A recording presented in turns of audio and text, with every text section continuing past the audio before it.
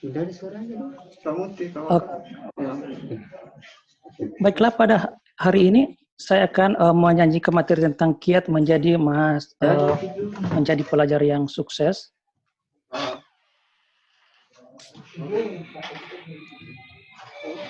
Ini adalah biodata singkat tentang saya. Saat ini saya bekerja sebagai dosen di Universitas Muhammadiyah Makassar. Kemudian saya punya pekerjaan tambahan sebagai reviewer di jurnal internasional bereputasi tinggi. Ada 3 jurnal yang saya bekerja di situ sekarang, di Science dan Education. Jurnal ini diterbitkan di Amerika. Adalah jurnal yang diterbitkan di Korea Selatan. Jadi para peneliti, dosen dan profesor yang ingin publikasi penelitian mereka, terlebih dahulu kami review apakah diterima atau tidak. Dan biasanya mereka sampai 6 sampai 1 tahun, bahkan ada yang sampai 3 tahun kami review artikel mereka untuk diterbitkan. Terkait dengan pendidikan, saya sebagaimana moderator tadi mengatakan bahwa saya adalah alumni dari mereka, dulu namanya Man Baraka. Saya selesai tahun 2007, 13 tahun yang lalu. Kemudian saya melanjutkan pendidikan S1 dan S2 di Fisika UNM Makassar. Kemudian S1 saya tahun 2007, selesai 2011. Kebetulan saya paling cepat saat itu. Sampai saat ini belum ada yang memecahkan rekor saya di jurusan Fisika. 3 tahun 4 bulan saya selesai. Kemudian selesai S1 saya langsung mendapatkan beasiswa namanya beasiswa calon dosen. Kemudian saya lanjut S2 selesai 2013. Setelah itu saya mendapatkan lagi beasiswa tahun 2016 namanya beasiswa dosen unggulan. Jadi hanya dosen-dosen unggulan yang ada di Indonesia yang mendapatkan beasiswa ini, dan saya mendapat universitas tujuan, yaitu adalah Seoul National University. Universitas ini merupakan universitas top yang ada di 30 terbaik dunia. Itu ya, kalau tingkat Indonesia itu belum ada universitas yang mampu menyaingi di Indonesia. Indonesia masih jauh. Itu adalah biodata singkat tentang saya. Nah, sekarang saya masuk di materi. Hal yang perlu kita tekankan untuk adik-adikku sekarang yang mahasiswa baru di mereka, apa sih gunanya untuk sekolah? Mengapa kita harus sekolah? Apakah kita pergi sekolah karena kita ingin menyenangkan orang tua, atau kita pergi sekolah karena kita hanya ikut-ikutan? Mungkin tetangga kita pergi sekolah atau kita merasa malu maka ikut kita ke sekolah, atau kita pergi sekolah karena ingin mencari jodoh, bisa kasih di close di sekolah. Aja banyak seperti ini ya, sehingga mereka tidak mampu selesai sekolahnya, sehingga mereka mencari menikah. Kemudian yang paling tujuan yang lain, ada orang pergi sekolah itu hanya sekedar isi waktu daripada tidur di rumah. Jadi sekarang kalian harus tanamkan dalam hati kalian, adik-adik yang mahasiswa baru, apa sih tujuan kalian untuk sekolah? Pada intinya, tujuan kita sekolah itu adalah kita untuk investasi masa depan. Investasi masa depan kita tidak bisa mendengar, tidak bisa mendapatkan sekarang, tapi 10 atau 20 tahun yang akan datang, kalian akan merasakan nikmatnya sekolah. Kalau dulu saya main ketika saya masih di Man and Rekang, mungkin sampai saat ini saya tidak bisa melanjutkan pendidikan pada level yang paling tinggi, itu doktor, dan tidak bisa sampai ke luar negeri untuk sekolah. Di luar negeri itu tantangannya sangat berat. Pertama kita harus belajar bahasa Inggris, bahasa tujuan, bagaimana komunikasi, kemudian harus pergi di beberapa negara untuk konferensi dan seterusnya. Dan salah satu untuk bisa mencapai tersebut adalah kalian harus belajar baik-baik sekarang dari masa sekolah. Kalau mereka itu terlalu mengatakan bahwa pelajaran itu terlalu sulit, kemudian ada banyak siswa yang merasa bosan di kelas, kemudian banyak juga yang tidak suka dengan gurunya, bahkan mereka mencap gurunya dengan berbagai istilahnya, misalnya killer dan seterusnya. Dan kalau kita lihat hasil PISA, merupakan organisasi di dunia yang mengukur tingkat kemampuan siswa-siswa untuk usia 15 tahun ke atas, Indonesia itu untuk sains, dia urutan 70 dari 78 negara. Jadi untuk sains Indonesia itu kita masih sangat rendah. Kita urutan 70 dari 78 negara yang disurvei. Untuk matematika itu kita urutan 72 dari 78 negara yang disurvei. Kemudian untuk reading, kita urutan 73 dari 78 negara yang disurvei. Ini artinya apa? Bahwa kemampuan sains, matematika, reading untuk siswa-siswa di Indonesia itu kita sangat rendah. Oleh karena itu, kita harus bagaimana kita merubah mindset kita siswa-siswa di Indonesia untuk menjadi pelajar yang sukses, sehingga kemampuan sains, kemampuan literasi sains, matematika dan seterusnya kita menjadi bisa bersaing dengan negara-negara seperti Cina, Singapura, Korea, Jepang dan seterusnya. Jangankan kita untuk masuk di level yang di tengah, di bawah kita masih berada pada level-level yang di bawah. Nah, sekarang saya ingin berbagi dengan adik-adik semua bagaimana kiat menjadi pelajar yang sukses. Yang pertama yang harus kalian tumbuhkan sekarang adalah harus tumbuhkan motivasi. Tumbuhkan motivasi untuk belajar. Itu yang paling utama. Kalau tidak ada motivasi, maka kalian tidak bisa akan mengerti atau belajar dengan baik. Yang kedua adalah manajemen waktu. Kalian harus mampu melakukan prioritas waktu, pilih waktu yang baik, buat skala prioritas dan seterusnya. Yang ketiga yang kalian perlu catat di sini untuk menjadi pelajar yang sukses adalah kenali cara belajar kalian. Ada beberapa cara belajar yang harus kita kenali. Yang keempat adalah tingkatkan daya ingat. Kalau tidak ada daya ingat, maka kalau daya ingat kita rendah, otomatis kita tidak akan bisa menjadi pelajar yang sukses. Yang terakhir itu adalah masalah aktivitas pendukung, organisasi dan seterusnya. Kita harus optimisasi di situ. Saya akan menjelaskan secara singkat bagian-bagian kelima bagian ini karena kita terbatasi oleh waktu. Yang pertama adalah tumbuhkan motivasi. Nah, musuh utama kita sebagai seorang pelajar, baik di sekolah tingkat SMA atau di perguruan tinggi adalah malas. Kita selalu dia selalu punya alasan untuk menunda pekerjaannya, kemudian mendahulukan hal-hal yang kurang penting. Itu ciri-ciri orang yang malas.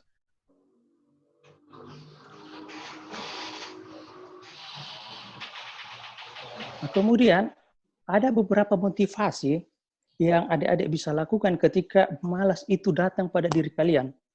Yang pertama adalah buat suatu kegiatan itu harus ada sasaran dari setiap kegiatan. Harus ada sasaran atau tujuan dari setiap kegiatan. Apa tujuan kalian untuk melakukan kegiatan tersebut? Yang kedua adalah jangan segan-segan berikan hadiah kepada diri kalian sendiri. Misalnya, ketika kalian selesai mengerjakan sesuatu dan kalian bisa memberi hadiah. Ketika saya selesai mengerjakan ini, maka saya akan membeli ini dan saya akan makan untuk menikmatinya. Salah satu cara untuk memotivasi diri sendiri. Yang ketiga adalah jangan segan-segan mencari bantuan jika diperlukan. Jangan segan-segan bertanya kepada temannya, kepada orang lain, kepada orang yang lebih tahu daripada kalian. Yang keempat, cara keempat adalah ketika kalian maka cari kelompok belajar. Biasanya orang yang tidak memiliki motivasi untuk belajar, ketika dia masuk ke dalam kelompok belajar, melihat temannya belajar, maka secara natural dia akan ada keinginan untuk belajar. Jadi ada 4 cara untuk memotivasi diri sendiri.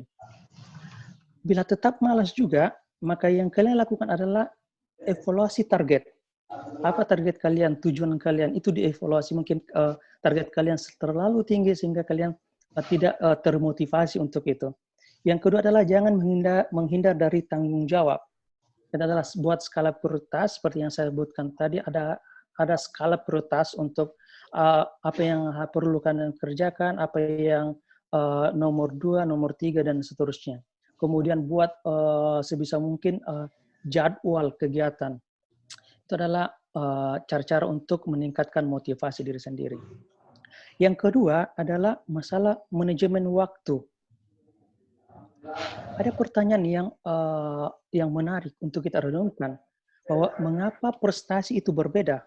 Padahal semua orang memiliki waktu yang sama, 24 jam sehari, 128 jam seminggu, 720 jam sebulan, dan seterusnya.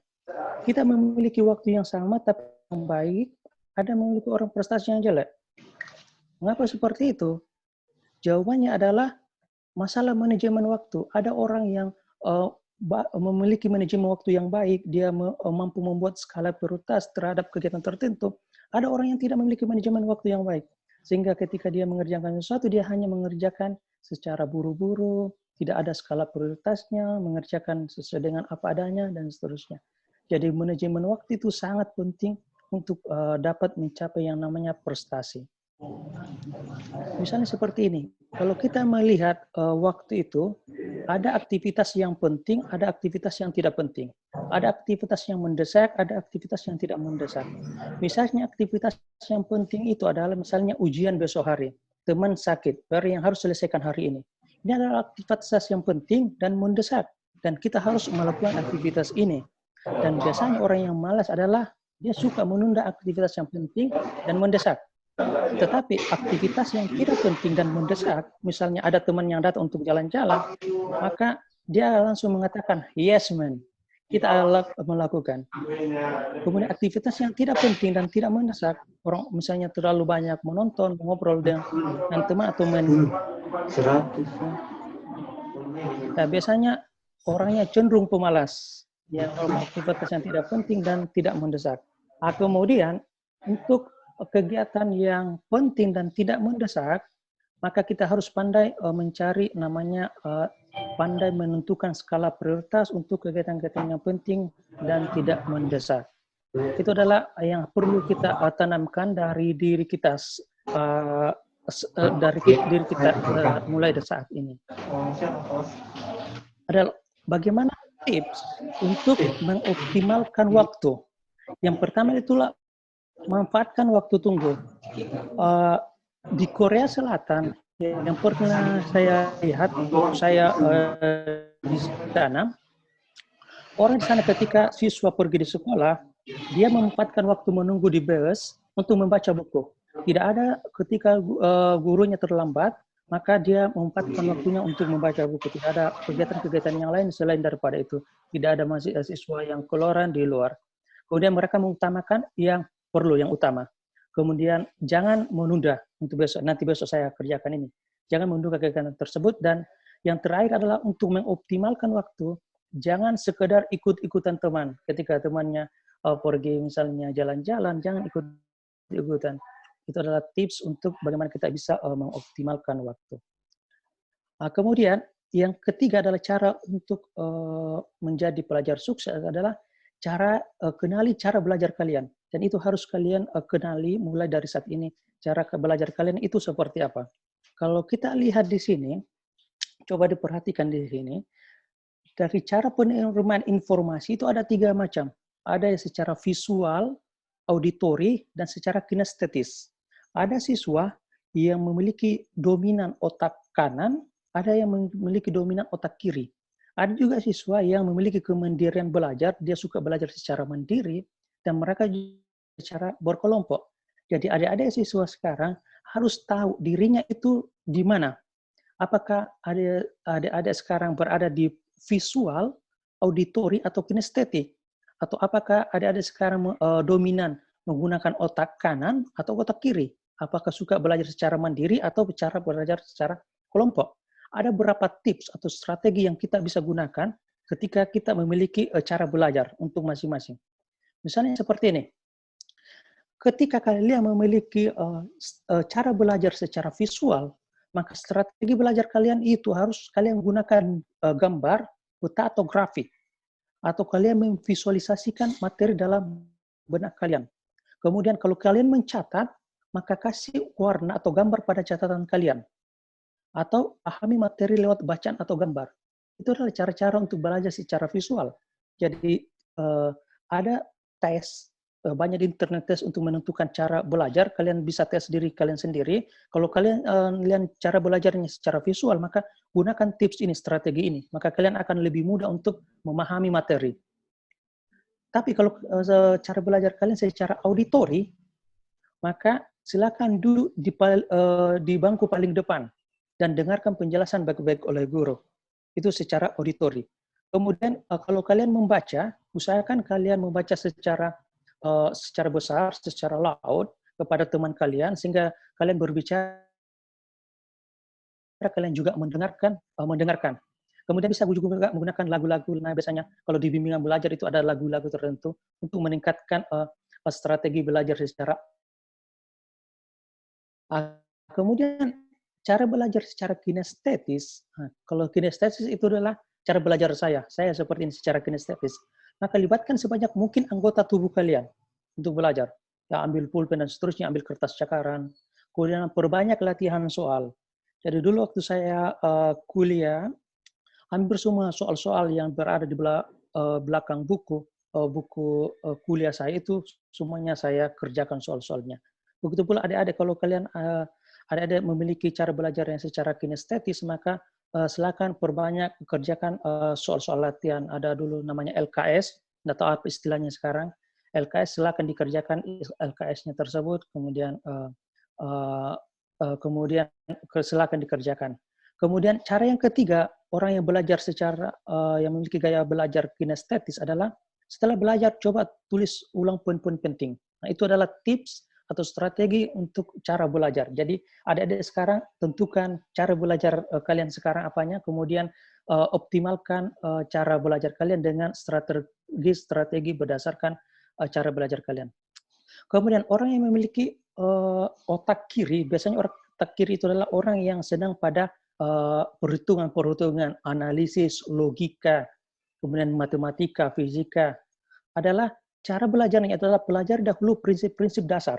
Setelah itu adalah lihat keterkaitan antara prinsip dasar.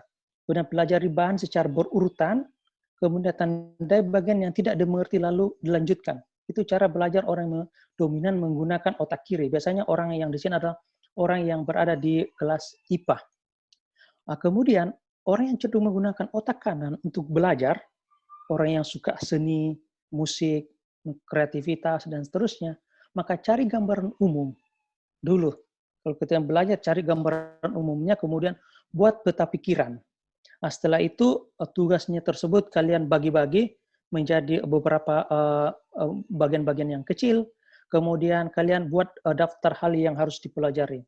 Karena biasanya orang yang cenderung menggunakan otak kanan, dia tidak teratur, orangnya tidak teratur, tapi karena itu dia harus membuat daftar-daftar apa yang perlu dipelajari untuk hari ini dan seterusnya. Pak Hartono, waktunya tinggal 10 menit. Mohon Oh, maaf. 10 menit. Iya, Oh, iya. ya Pak. Saya percepat kalau gitu. Ini ada beberapa strategi untuk belajar secara berkelompok, kemudian pilih teman yang cocok, kemudian berkelompok itu saling bandingkan catatan, kemudian tanya jalan pengerjaan, bukan secara sekedar jawaban, kemudian rutinkan belajar bersama. Kalau secara mandiri, atau perbanyak literatur dan latihan soal, pilih tempat yang tenang. Biasanya kalau saya belajar secara mandiri, saya belajar pada subuh hari, kemudian setelah memahami materi, coba berdiskusi dengan orang lain. Kemudian yang ketiga adalah tingkatkan daya ingat. Jadi adik-adik tidak mungkin bisa belajar secara baik. Saya tidak mungkin belajar fisika dengan baik sampai pada level yang tinggi kalau saya memiliki daya ingat saya itu rendah. Maka sekarang adalah tingkatkan daya ingat kalian pelajari rumus-rumus. Kalau caranya itu adalah kalian bisa buat dalam kamar kalian, tulis rumus-rumus di dalam kamar kalian di kertas HPS, kemudian kalian tempel di dinding-dinding dan seterusnya. Atau kalian buat catatan kecil, kemudian kalian bawa kemana-mana, pocket, kemudian kalian baca setiap saat. Ada beberapa penelitian yang menarik seperti ini, bahwa orang-orang yang mengingat 20% dari apa yang dia dengar, kemudian 30% dari apa yang dia baca, kemudian 40% dari apa yang dia lihat prosesnya, 50% dari apa yang dia katakan, 60% dari apa yang dia kerjakan, dan 90% orang akan mengingat apa yang dia lihat, dengar, katakan, dan kerjakan. Karena itu kalau ketika kalian belajar, silakan kalian baca, kemudian bacanya itu secara besar, sehingga kalian bisa mendengar, kemudian setelah itu kalian lanjutkan dengan mengerjakan soal-soal latihan. Ini ada beberapa teknik mengingat yang kalian bisa pelajari. Kalian bisa menggunakan grouping, visualisasi, menggunakan singkatan, dan seterusnya.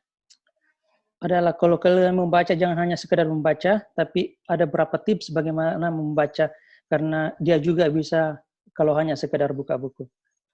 Ini adalah beberapa tips yang terakhir, jangan membaca di tempat tidur karena otomatis ya kalian akan langsung akan tidur. Kemudian saya masuk ke yang terakhir itu adalah aktivitas pendukung karena kita dibatasi oleh waktu. Aktivitas pendukung yang perlu kita lakukan di sini, yang pertama adalah untuk memperluas wawasan adalah aktif organisasi. Kalau siswa-siswa di Korea Selatan itu satu siswa itu wajib memiliki satu organisasi dan harus memiliki keterampilan. Jadi silakan berorganisasi. Saya juga waktu saya masih di Man and Rekang dulu, saya sangat aktif di organisasi. Saya aktif di Pramuka, aktif di Tapasuci dan seterusnya. Pernah menjadi ketua DKA, wakil ketua DKR dan seterusnya. Kemudian adalah ikuti seminar atau kajian-kajian atau biasanya ada pengajian. Ikuti kegiatan tersebut. Kemudian jika ada studi banding, silakan diikuti studi bandingnya. Kemudian ada kelas-kelas online, silakan diikuti juga.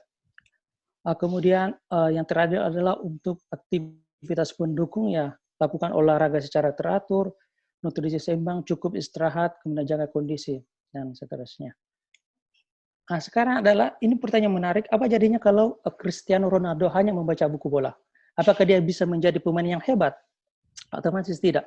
Cristiano Ronaldo tidak akan menjadi pemain yang hebat, dan salah satu pemain yang hebat, dan salah satu pemain yang termahal di dunia jika dia hanya membaca.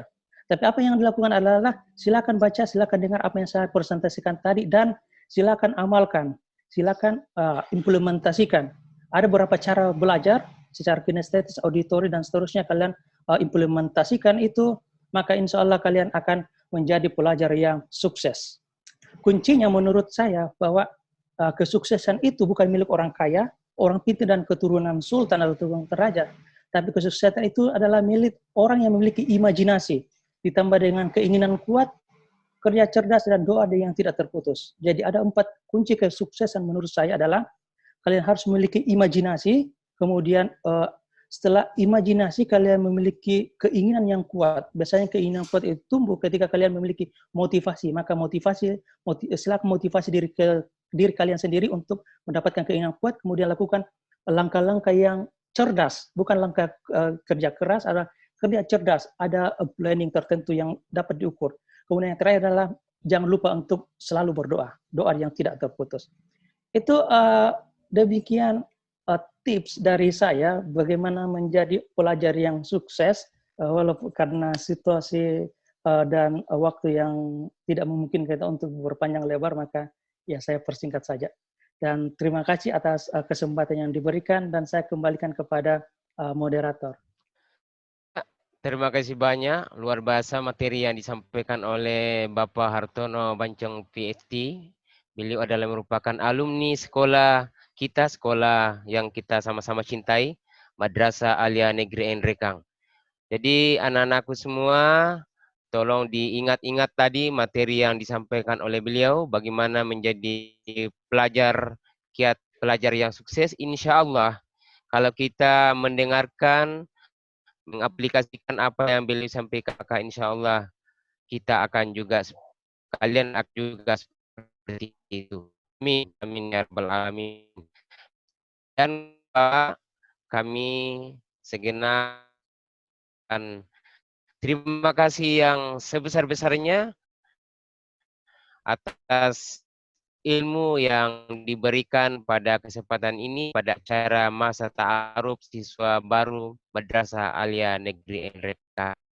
Terima kasih banyak, Sama-sama, Pak. Pak. Ya, sama-sama, Kemudian Pak. selanjutnya dari kemudian materi yang terakhir dari Bapak Farid SAG MPD tentang kegiatan dan organisasi kesiswaan.